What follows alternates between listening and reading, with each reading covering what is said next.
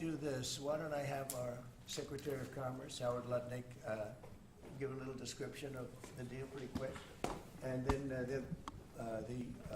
the good side, the very nice side, we'll be speaking about it also, maybe, from so you get a pretty equal. I think it's a very, it's just been a deal that was, we thought, very complicated. It became very simple. It's opening up the country that we really didn't have the kind of access to that I would have thought. I was surprised. I think it's why the deal never got done before. It was, you know, they've been working on this deal for 25 years, and we got it done, and we got it done. Really, it's going to be great for both countries. So, Howard, if you could go, and then somebody else, you may have, you'll pick whoever you want who'd like to do it. I have a feeling you're going to do it, right? So you guys go ahead, and then we'll take questions right after that. But I think you'll get a pretty good understanding of how big it is. It's a very large deal, a very big deal. And Howard, go ahead. So the UK is the 6th largest economy in the world and the 4th largest that we export to, right? So it's a huge market, a top 10 market. If you remember Liberation Day, they were at 10% because we have balanced trade with the UK, right? They say they have a surplus, but of course that counts gold bullion, which is, so let's just call it balanced trade. So how do you open up a market in balanced trade? People think it's impossible. They've always thought it was impossible until President Trump came on the scene and changed the way things work. So here's what we've got. We've opened up new market access. Ethanol, beef, machinery, all the agricultural products. They've agreed to open their markets, and that will add $5 billion of opportunity to American exporters. So the question is, why would they do that now? Because they've never done it before. And we still have our 10% tariff on, which will produce $6 billion of revenue for the United States. So the idea was, how do they keep their jobs, protect their economy, and do the best for their people while opening the market for us?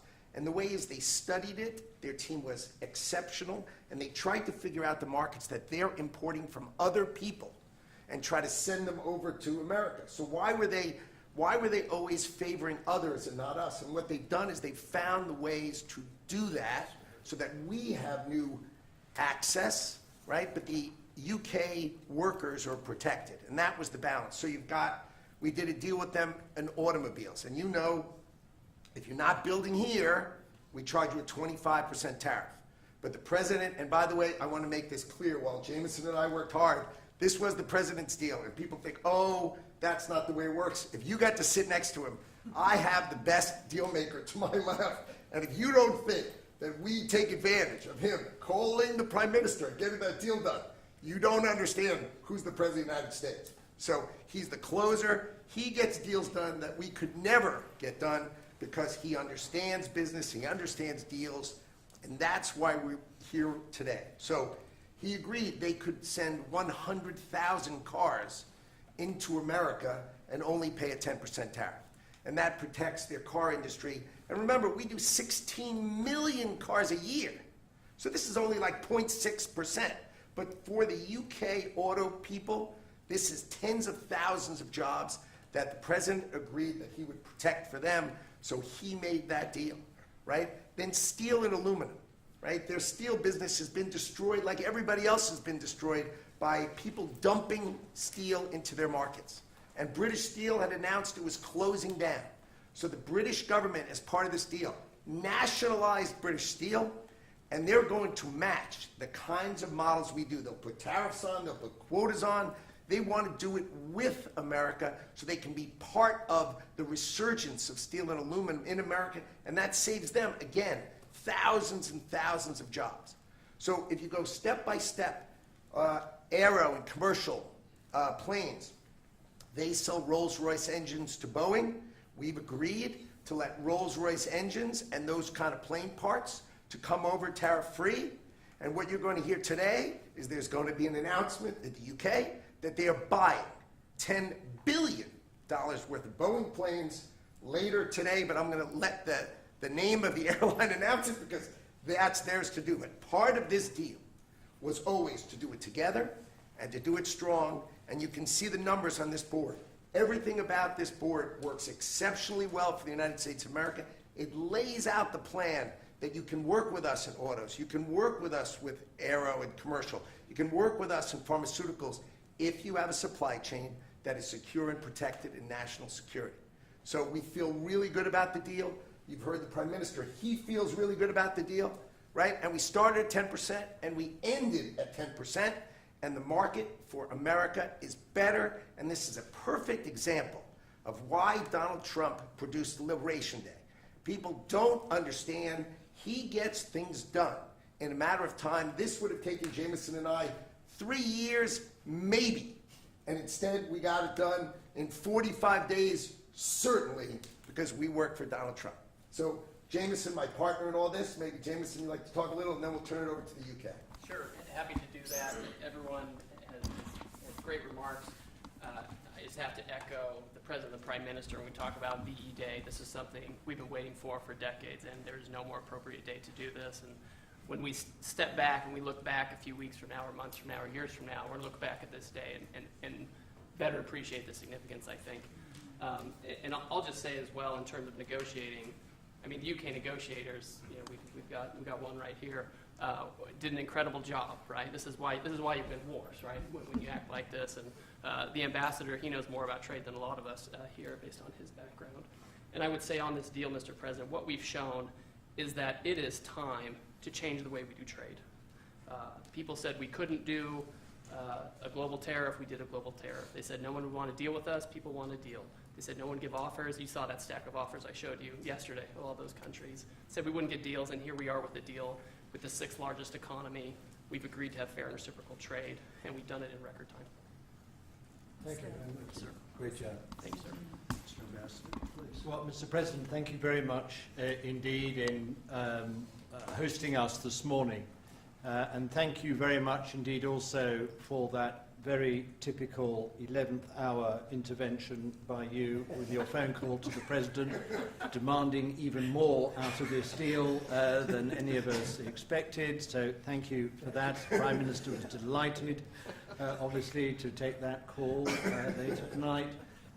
But you took it to another level, and I think the point I would make is twofold. One is that if we're going to rebalance and rebuild international trade in a way that serves all our interests, then we're better doing that together than separately and apart, and that's what we're on a mission to do. But secondly, you've done what you said you would do. You said to the Prime Minister when he came and we visited in the Oval that you would do a good trade deal with the United Kingdom, that you would do it at pace, and that we would be first. And you have delivered that. You know, you've been true to your word. So thank you very much indeed for that. For us, it's not the end. It's it's the end just of the beginning. I mean, there is yet more we can do in reducing tariffs and trade barriers so as to open up our markets to each other even more than we're agreeing to do today. But it also provides us with the platform, the springboard, to do what I think will be even more valuable for both our countries in the future, and that's creating a technology partnership between the United States and the United Kingdom so that we can harness science and technology in order to create future industries and future jobs, and to do that together in the way we work so closely already in the national security and defense area. We can just take that to yet further areas of science, enterprise and endeavour. So we're looking forward to doing that in the coming months. You've launched us extremely well today. It just, in my view, as the Prime Minister has said, just shows what two countries who trust each other, who are confident in each other and are familiar with each other can do, not just for ourselves, but for the rest of the world who need to benefit from a bigger and better international trading system. Thank you very much. That was Beautifully stated. What a beautiful accent. Too. I'd like to have that accent. Thank you. My mother would be proud. Thank you very much. Any questions? James Matthews from Sky News. Yes. Can I ask, why Britain and why now? And you described this deal as a full and comprehensive deal, and yet we've just heard from Mr. Mandelson it's the end of the beginning. Clearly, there's much more work still to do. With respect, are you overstating the reach and significance of this deal because you're a president who needs a result at a difficult time? I think that it's a great deal for both parties. It's for us. We're opened up. I didn't know how closed it was. Quite closed, the market, as you know, the UK, and it opens up a tremendous market for us, and it works out very well, and a lot of assets. You see the chart, and those are tremendous assets. But we've been trying, and when you say why us, meaning your country, we've been trying for years, and they've been trying for years to make a deal, including when I was in the, first term. It would always be people talking, but they weren't getting it done. But for 25 years before that, they were trying always to make a deal, a very significant deal. I actually, until I looked at the numbers, I didn't realize this is a very conclusive deal, but we think we can grow it even from that. But this is a maxed out deal, not like you said it. You said it really incorrectly. This is a maxed out deal that we're going to make bigger, and we make it bigger through growth. But we have tremendous assets involved. I was surprised to see how big your country is in trade, actually. One of the biggest in technology and so many other things. It's agriculture. I really didn't know. It's depending on your definition, it's from 4 to 5 to 6. That's pretty big in the world. So I was very impressed by that. But we're going to take it to new levels. It's a very big deal right now, but I think it is going to grow just of its own volition. It's going to grow, and over time there'll be changes made. There'll be adjustments made because we're flexible. We'll see things that we can do even better. But it's very conclusive, and we think everyone's going to be happy, and the people of your country are going to be very impressed with the result, and they'll be able to buy from more people. They'll be able to price things differently. They'll be able to get some products that aren't available to them now that we make better than anybody in the world. And it's just something that it's a great thing that it came together. It's so nice because we have many countries want to make a deal. And many countries are very unhappy that we happen to choose this one, to be honest with you. But long time, our oldest ally, or just about. I guess a couple of people claim that too, but let's put it right at the top. I think it's going to be something very special for UK and special for the United States. Mr. President. Thank you, Mr. President. Reagan Reese with the Daily Caller. How close are you to more deals, and when do you expect the next to be announced? Well, very close. We have numerous deals. I know Howard's going back. As soon as this is finished, your press conference, he's got numerous. And Scott, who's right over here, who's fantastic, by the way. You were great on television this morning. I watched you. That was very good. You gave them a little lesson in the world and economics. But Scott's going to be going to Switzerland, meeting with China, and they very much want to make a deal. We can all play games. Who made the first call? Who didn't make the? It doesn't matter. It only matters what happens in that room. But I will tell you that China very much wants to make a deal. We'll see how that works out. Every country throughout the last 40, 50 years has literally ripped off the United States on trade, on military, on protection, on all the different things. And we are now making fair deals. And in this case, it's great because we really weren't very much involved. You have the European Union, which is, I think you made the right decision years ago. I don't know if you remember, I was opening up Turnberry the day that you were voting. And they asked me, would it happen or would it not happen? I said, no, I think they're going to go their own separate way. I think it's better for them. And they did. I think it's going to end up being a very smart decision. But a big part of that decision was always that you'd be able to make a deal with the United States. And they were unable to do that. But now they made it. And it's a tremendous, it's very important. That was always a big part of your decision on Brexit. And they were never able to make that deal. It was a tough one. And this one it's amazing with time. This one just went very smoothly, went quickly and smoothly, and a lot of common sense, as I like to say. There's tremendous common sense, but it's going to make your country much bigger in terms of trade, and it's going to make our country much bigger in terms of trade, too. Yes, sir.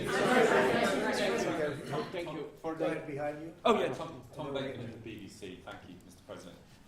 You mentioned meat. You're with who? The BBC. Oh, good, very nice. They treat me Thank you. beautifully. You mentioned meat and beef exports. The UK currently doesn't accept American beef because of its own food standards. Are you calling on the UK to accept all American beef and chicken products? Well, I think they'll take what they want. We have plenty of it. We have every type. We have every classification you could have. As you know, Bobby Kennedy is doing a tremendous job, and he's, I think, probably heading toward your system with no chemical, no this, no that. I think we're heading that way, it seems to be. And, but we have that also. So we're a very big country. We have a lot of beef. We're a very big country, so it'll be great. Yes. Yes. You want me to jump? Yes. Let's talk about American beef really quickly, and it can't be understated. I'm Rick Rollins, by the way, how important this deal is and what this means to American farmers and ranchers. Specific to the beef, this is going to exponentially increase our beef exports. And to be very clear, American beef is the safest, the best quality, and the crown jewel of American agriculture for the world. So I think a really important part of this deal isn't just the ethanol reducing of tariffs from 19 to 0, which for our row croppers is a huge deal, but also for beef. And as we move forward, I know our incredible trade team is looking at all of the meats, all of the produce, really all of our agriculture exports. And I don't know if there's an industry that has been treated more unfairly and has suffered more than our agriculture industry. So we look forward to, I'll be in the UK on Monday, talking to my counterpart over there for next week, and look forward to moving that out across the country. The president is I think incredible we could defender say of that we America. have the best in the world, best tractors, the best everything in the world. And they say that our agriculture is, second to none, you understand. And it'll be a great asset. People are going to be able to have options, choice, and they'll have more of it. And that usually means lower prices. How about we'll do you and then you? A Go ahead. follow-up question for the Italian TV, Daniele Compatangelo, LA7, TV 2000, Primetime Media. So congratulations for the deal. We'll see a big revenues from the chart. But what's the rest of Europe? It's a victory day, but other European countries, it seems like they're losing the We trade. intend to make a deal with Europe. We have found that the European Union treated us extremely unfairly, very difficult, and hurt themselves in doing so. And they very much want to make a deal. We'll be dealing with them. We are dealing with them currently. So that'll cover pretty much the rest of it. But this was separate because of Brexit in particular. This was a separate deal. It always seems so natural. I mean, all the media would say that this seemed to be like, why did this happen 25 years? Why didn't it happen a long time ago? And it was always amazing to me. Somebody would say, hey, we got to make a deal. We have to make a deal. But this deal just fell into place. The Prime Minister did a fantastic job. His representatives are total professionals, and they got along well, and it just seemed to work. And I think one of the reasons it did is because we blew up the whole system. If we would have just been dealing with you separately or, country by country, we blew up the whole system. It was very fair to very unfair to the United States. And I think because of that, this worked out so nicely. And I'm honored that it was the first deal. Please. Sir, you mentioned Well, why don't you go in the back, yes. Oh, thanks, sir. I'm with the London Times. I'll say this is a great day for James Bond because now Aston Martins will be available to American buyers. Will it be even better by extending it to film? You've talked about a big tariff on films, and we'd like to know if there'll be relief on British. Well, we're going to have a discussion on that separately. And as you know, we're putting tariffs on that particular film, he said, the movie makers. And we're going to be doing some tariffs to get them because a lot of them have left this country. They all live here. The money comes from here. Everything comes from here, but they make them in other countries. So we're going to do something to bring them back, maybe to a large extent. But James Bond has nothing to worry about that, I can tell you. James Bond. And Sean Connery was a friend of mine. Sean Connery was responsible for my getting zoning in Aberdeen. He said, let the bloody bloke build his golf courses. And I was like 4 years into the process, and it was impossible in Aberdeen. And I don't know, he just stood up one day and he said that. As soon as he said that, I got the approvals in about 2 minutes. So he was a great guy, Sean Connery, and Are you sure if great you're going back character. there later in the year? Are you going, Say back it? to, are you going to Scotland and to the Oh, yeah, I UK will as be, well? sure. It's great. And we have a lot of investment over there. We have Turnberry, Aberdeen. We have, as you know, in Doonbeg in Ireland, right on the ocean. They're all in the ocean. I only have interest if they're on the ocean. And we have good investments over there. It's been beautiful. Yes? Mr. President, if the talks go well this weekend between Secretary Bessent and Ambassador Greer with their Chinese counterparts, not preemptively, but if the talks go well, would you then consider lowering the tariff rate on China? Well, it could be. I mean, we're going to see. Right now, you can't get any higher. It's at 145, so we know it's coming down. I think we're going to have a very good relationship. You know, I always got along very well with President Xi. That relationship was greatly disturbed by COVID when COVID came in. But we get along very well now. I mean, the relationship was hurt with a lot of people, a lot of countries when COVID came in. But I think we're going to have a very good relationship. I expect to have a very good relationship with China, Scott. I think it's a very friendly meeting. They look forward to doing it in an elegant way. China, as you know, has a tremendous trade surplus with us, and we just can't have that. And but I think it's going to be very good for both countries. I would like to see China opened. You know, one of the big things here is, and nobody would know this, but the UK was largely closed. It was very much closed to trade, and now it's opened. And a lot of the financial reporters are very happy about that because so much. I listened to them. Well, I hope they get countries opened up, and then you compete on a fair basis. But you can't compete when you're not allowed to go there. China would be the #1 example of that. You know, it's very closed. We almost had it last time before COVID, and that didn't work out. But we made a great deal with China. They had to buy $50 billion worth of our food products, and it was a great deal, doing very well for our farmers. And then when Biden came in, as usual, nothing happened. You know, he didn't enforce it, and it got less, and ultimately, you know, destroyed a great deal. That was a great deal.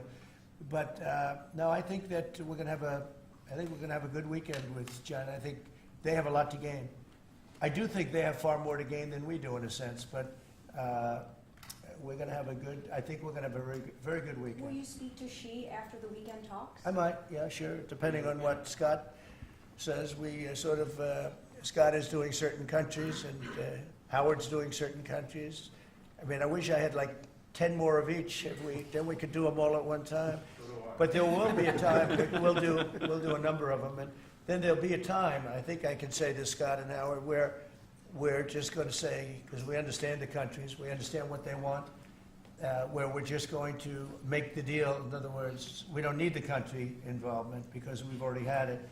And we'll say this particular country, which had big surpluses, let's say, we had therefore deficits, that this particular country is going to pay a 25% tariff or a 30% or a 50% or 10% or whatever it may be.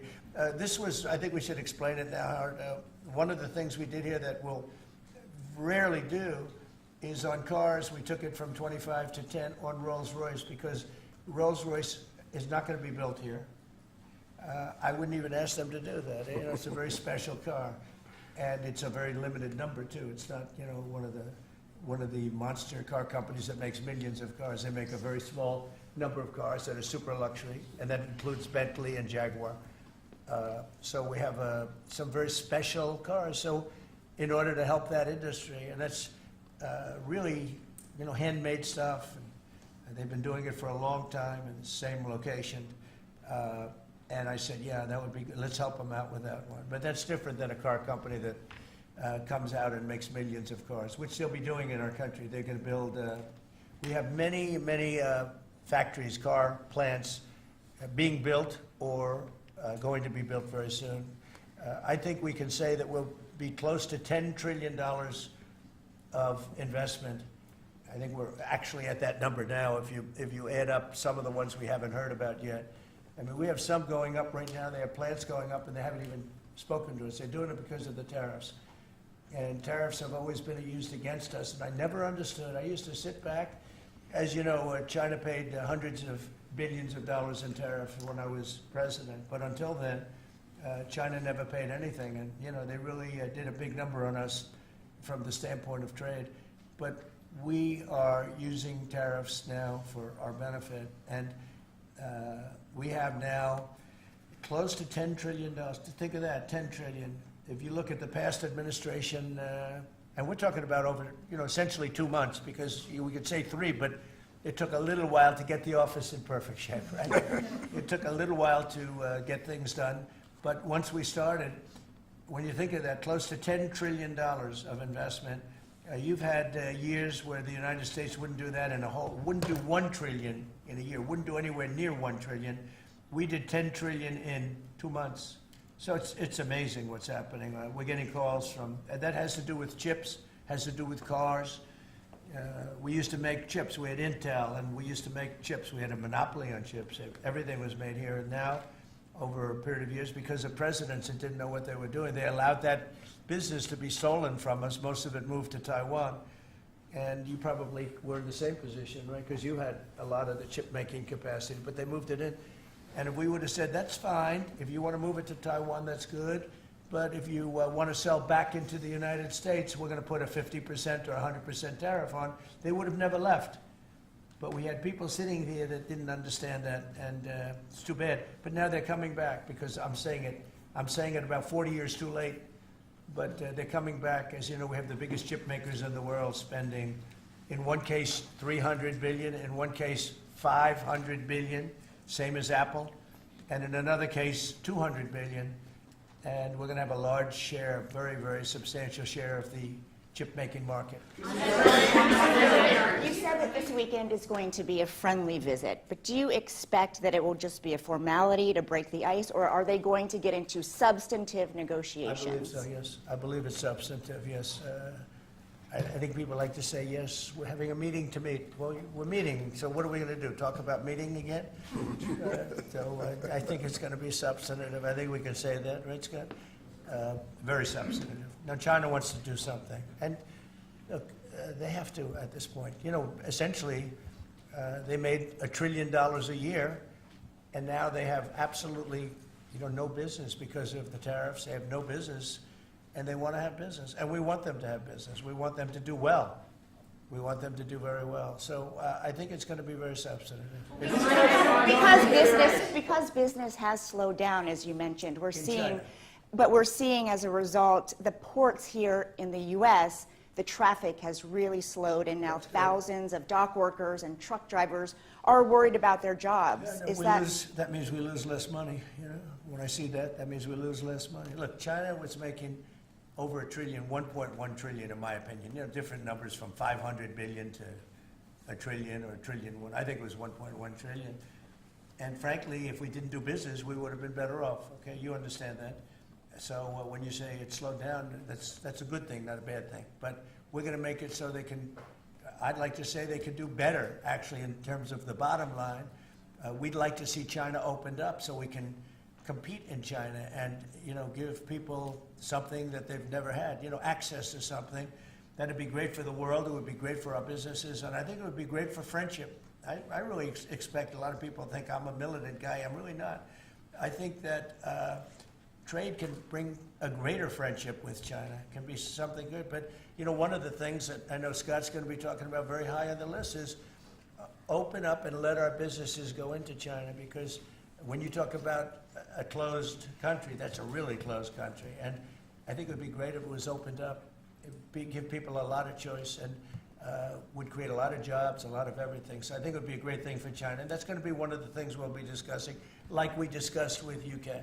Thank you, Mr. President. Please. So what does Britain have to do for you to drop the baseline 10% tariff that you're maintaining? Well, I think that's set because that has to do with a lot of different things, including past. There are a lot of past things that we talk. This is very inclusive. We included everything, and that's pretty well set. Yeah, please. Yeah, Mr. President, the 10% baseline tariff remaining in place, is that a template for these future trade deals? You say you're going to keep it here. No. Is it going to stay in every case? No, that's a low number.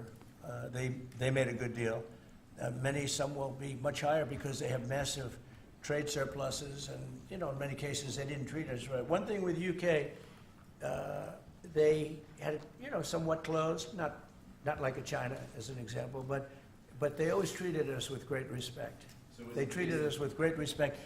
The template of 10 is probably the lowest end, and therefore they made that deal. But they we've had just a very special relationship with them. Like, I won't do that deal with cars. I mean, unless somebody shows me that there's another kind of a car that's comparable to a Rolls Royce, then there aren't too many. This is a good commercial for Rolls Royce. They're going to order a lot of cars. Mr. President, I wonder whether you'd like to buy. Well, the last time this happened, I ended up. I would be happy to suggest a discount, obviously a very modest discount. We have to protect our profit margins. I've had many of them, actually. The last time that happened, I ended up buying a Tesla.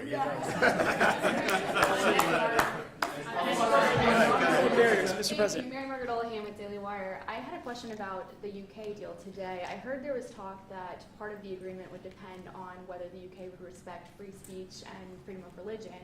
I know the BP is really interested in that, talked about that earlier this year. Was there any assurances that you guys got on that front? You want to handle that? Yeah, that was not part of the conversation. Our conversation was an economic conversation from start to finish, closed by the president yesterday. This was a business deal, open their markets, and also protect their workers, grow our markets, and help our workers. This was about business religion. Business is sort of a semi-religion, but not nearly as important. I don't want to get myself into Your new nominee, Surgeon General. Mr. President, will you be asking China to help you close, the gap between Ukraine and Russia? I think so, yeah. I think it's a natural thing to ask. What do you expect? Sure. I don't know. I think we're making good progress. Fighting is a little bit different than it was. I think if we weren't involved, Russia would be, going at it to maybe get the whole thing. And without our involvement, they'd be able to get it, because we supplied a lot of different things, foolishly.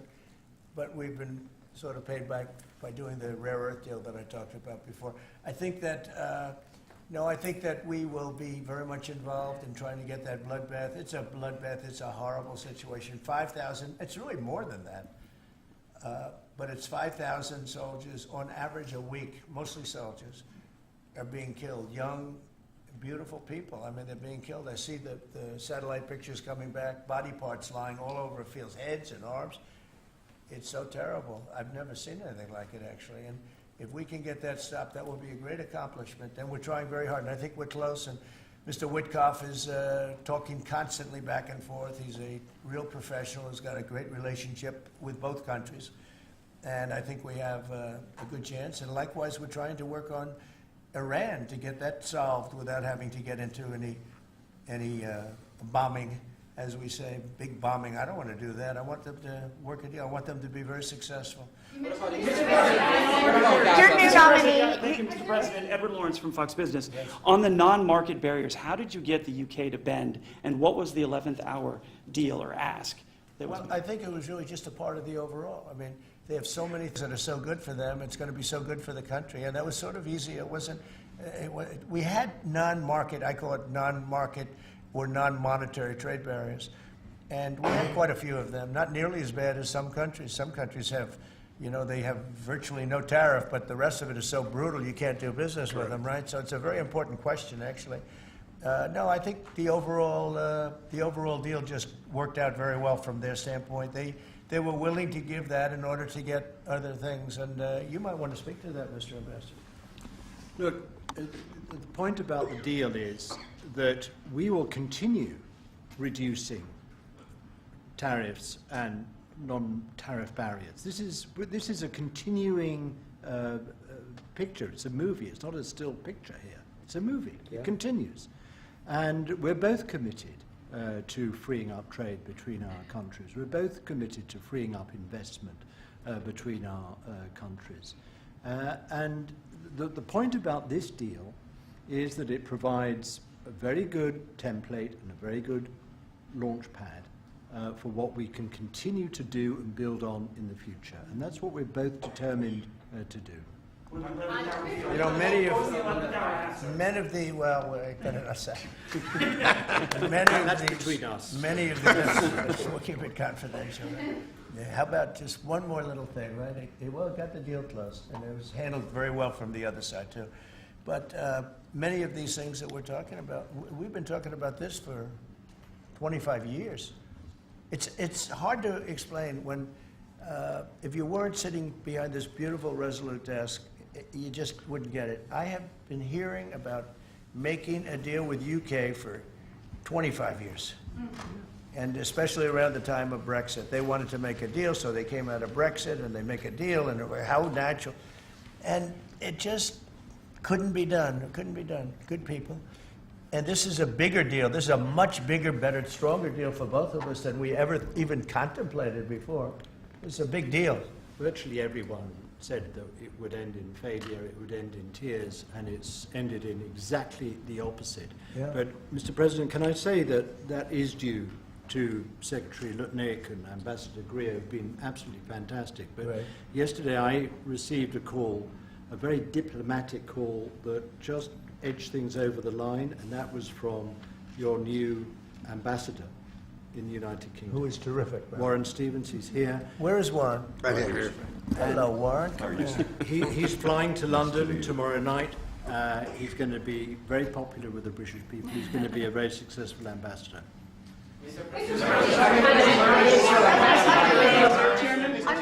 And? Were you disappointed? And? He's got plenty of cash. That guy's plenty of cash. We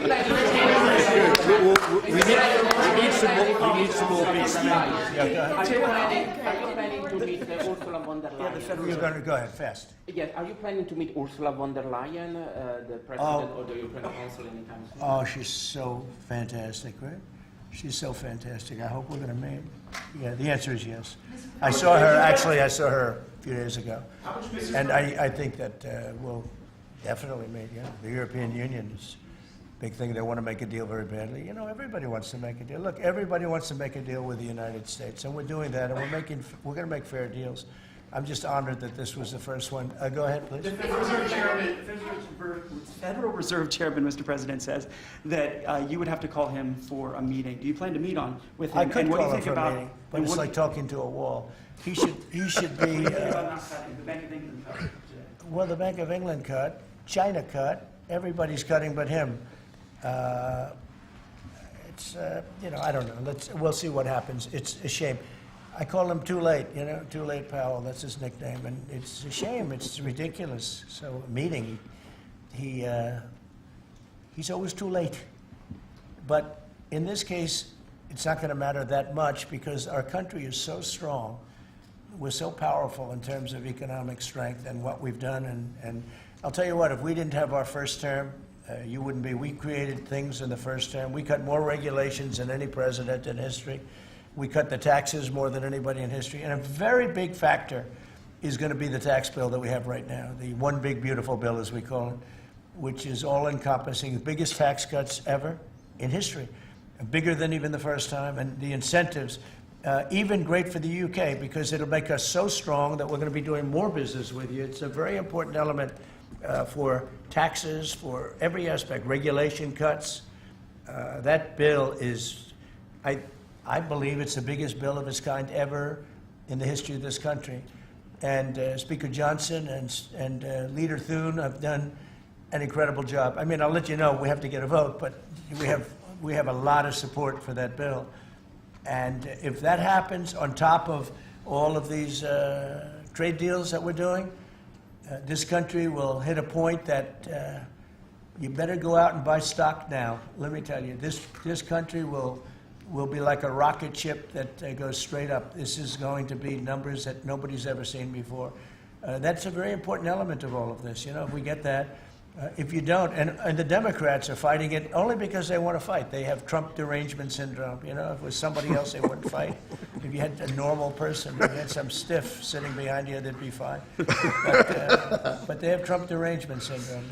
You know, Senator Schumer's become a Palestinian.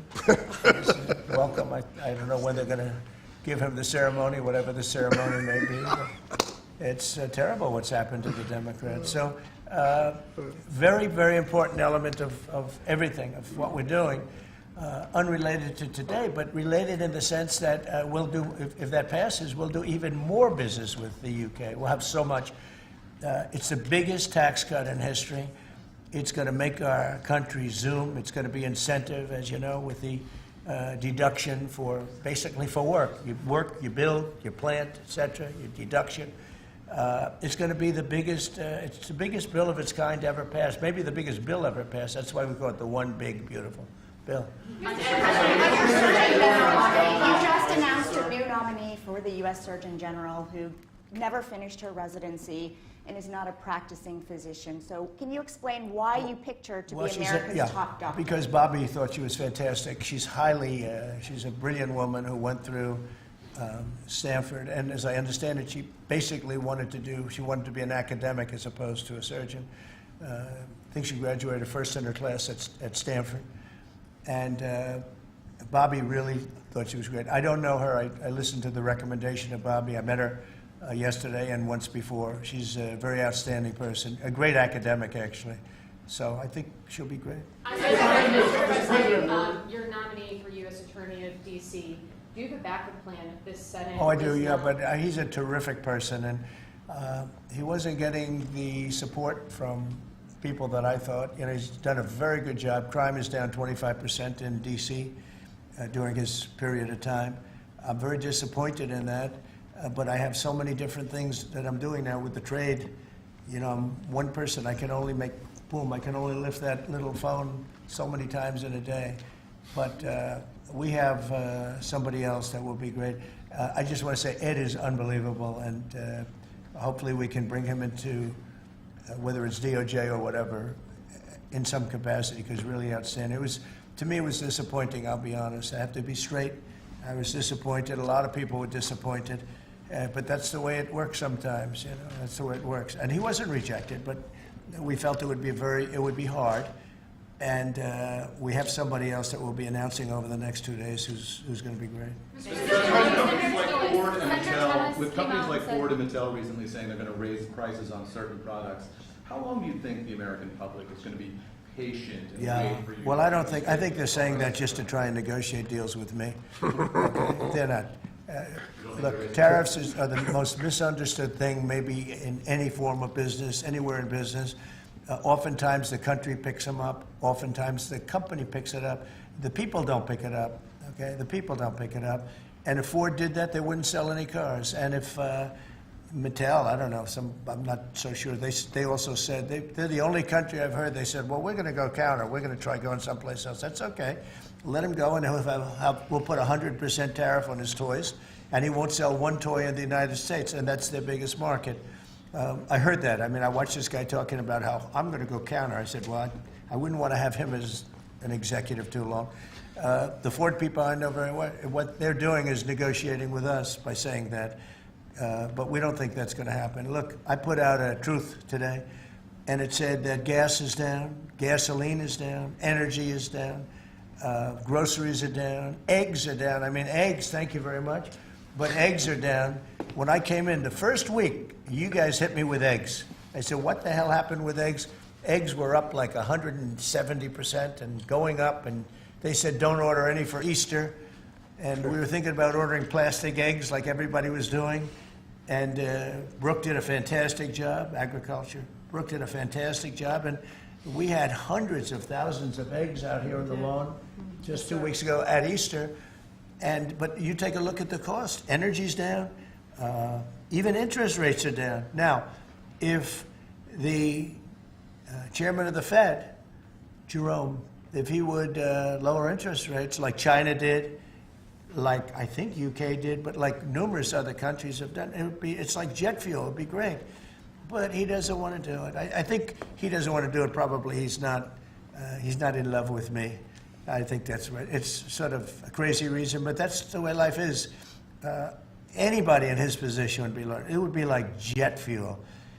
But even without that, we're doing well. But remember this, you know, I've watched you people reporting over the last few months that if we do this, you know, prices are going to go through. Well, Groceries are down. All of this stuff is down. Lumber is down. Oil is gone to, I mean, we have that thing broke 60, right? $60 a barrel. And $1.98, $1.99 in some cases. And heading in that direction. No, I think it's been amazing, actually. You know, and what that's good for, it gives the consumer more money. And it gives them a better life, because we just came out of the worst inflation, in my opinion, in the history of our country. They say 48 years. But Biden really screwed it up. He screwed up energy. And he also he spent too much money. He was spending it on, you know, Green New Scam. And that's like throwing the money. See that beautiful window behind? Take money, throw it right out that window, because it's the same thing. He just, he spent $10 trillion. He wasted it. Not only was it bad, it was a negative. It wasn't even like it helped a little bit. It was a real negative. And then on top of it, they let 21 million people into our country without any identification, anything, just let them in. It's very, very sad. Well, we'll do one or two more. $1.99 gas, $1.99 gas. Violence in India and Pakistan. Go ahead. Who are you with? I'm with the Daily Telegraph. You know me from Yeah, I do. How concerned are you about the UK's reliance on China? Chinese money in the money markets, Chinese exports. We're not concerned. Is that something that came up in Honestly, discussions? I'm not concerned about anything. If I was, I wouldn't even be here right now. If I was concerned about anything, and it wouldn't be that, but I wouldn't be here right now. No, we're not concerned. We're going to have, I believe, a very good relationship with China, and a fair relationship, and it'll get bigger and it'll grow. It'll grow. As an example, if they open up the country, that'll be the best thing China ever did for itself. They don't know that yet, because, you know, it's been a different system. But that'll be the greatest thing that ever happened to China. The people will be happier. They'll buy for less. They'll see things that they never saw before, and they'll be buying them. And it'll really create great long-term peace. And if I could ask one of the Agriculture Secretary, actually, there's a lot of concern about chlorinated chicken, the import of hormone-treated beef. How's that question been addressed, resolved in these talks, or is that something for the continuing negotiations? Well, Yeah, James. I would just say that it's very clear, and we have in the heads of terms that we are going to discuss all of these types of issues, and obviously the importing country, whether it's us or them, you got to follow the rules on those types of things. But our point is the rules need to make sure that they are based on science, and that's our expectation. We know the UK believes that too, so we want to come to an accommodation. We want the consumers in each country to be able to choose what they want and give them the information that they need. We have an incredible EPA led by Administrator Zeldin that is on this. So the talks continue, but we are very, very confident in our products, and what the President has done to open up the markets is unprecedented for these farmers here in America. Wall Street, as they watched this, I mean, you saw the stock market decline sharply after Liberation Day, and it's rallied back since then. Well, now it's going to really rally, because, you know, don't forget, they said this is all a pipe dream. And this is a tough one. This is, somebody would say, well, this is easy. This is much tougher, I think, than any other deal, because they've been at it for so many years, decades, trying to make this deal. And it's very conclusive, and it's a great deal, and it's a very big deal, actually. And no, this is just the beginning. We're going to be having conferences, or at some point we won't have, we'll just put out a statement that we just signed this country, that country. And after a number of these are done, nobody has enough people to do it. We're just going to put out X country is going to pay this, and if they open up, they're going to do this and that and that, and they're going to be open up. Everybody wants to be here. You know, I say this is where they want to be shopping. They want to shop in this country because we have the consumer. And we have the consumer like nobody else. And, you know, if this country went bad, the whole world would go bad. But we really saved it from going bad. Yeah, please. Can I ask you about the air traffic control issue? Are you looking at getting new software, new equipment? I'm glad you asked me about it, because I'm just going to be talking to now with the heads of the airlines and everything else. So I was all set before we had the rigged election to give out a brand new gorgeous system to one company that was going to do the whole thing, one of the best companies in the world that you know very well. You know, there are 3 or 4 of them that do it. And when they took over, Buttigieg, who has no clue, you know, he drives to work on his bicycle with his, in all fairness, with his husband on the back, which is a nice, loving relationship. But he didn't have a clue. This guy didn't have a clue. And he's actually a contender for president. Between him and Crockett, you can have that party. but he didn't know what he was doing. And he took what they call dry systems where you have wires in the earth, buried in the earth or whatever.